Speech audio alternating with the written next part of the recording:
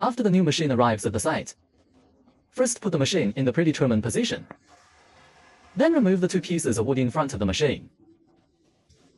There is also the same wood at the back, please remove it. After removing the wood, after the machine is in place, if you choose to install it hard, you need to use expansion screws to fix the machine to the ground. The ground should preferably be a concrete structure. Install and fix it after installing the expansion screws.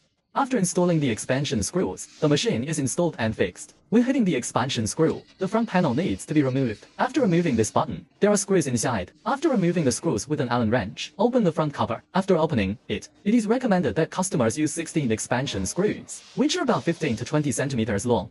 Wait for the expansion screws to be driven into the ground to fix them. When driving the expansion screws, if there are extra expansion screws, you can also drive expansion screws into these two holes to fix them on the ground, then increase the firmness of the machine and the ground. After the machine is fixed, we need to connect the power of the machine.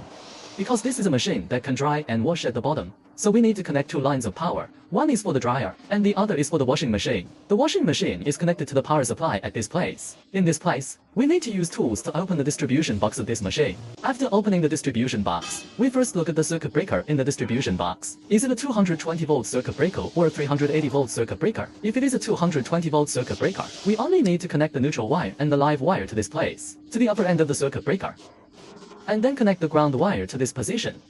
This is where the ground wire is connected if the circuit breaker is 380 volts. 380 volts means for wires. Connect the neutral wire to the terminal marked N. Then connect the remaining 3 live wires to the other 3 ports in turn. And then connect the ground wire to this position. This is a drying and washing machine. After the connection of the power supply for the washing part is completed, what about after the washed one is connected? We need to open the dryer's power box. Then connect the dryer's power. After we open the power distribution cover, look at this position. If it is 220 volts and a 2 horsepower circuit breaker, connect the neutral wire and live wire to the upper end of the circuit breaker. Connect to the empty upper end. If it is 380 volts, connect the neutral wire to the terminal marked N, and connect the remaining 3 live wires in sequence. You don't need to connect the ground wire, because washing part have connected ground wire. No need to connect the ground wire. One machine is connected to one ground wire. After the 2 machines are connected, we will connect the water supply and drainage of the washing machine. The water supply of the washing machine. This is a cold water interface and a hot water interface. The size of the 2 water inlets is the same. The size is DN20. If it is replaced with the corresponding PPR pipe, it is the water inlet of 25.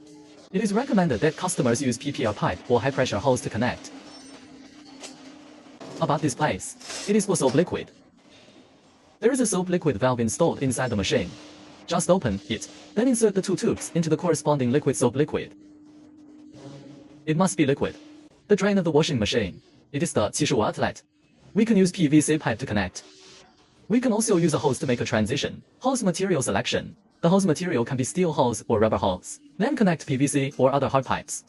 After the water supply and drainage of the washing machine are installed, we will install the exhaust vent of the dryer. We recommend that customers do not go through too many elbows or go too far when installing, because too long a distance or too many elbows will affect the exhaust effect of the dryer. After the dryer pipeline is completed, we need to clean the pipes frequently. They may be linked. If the install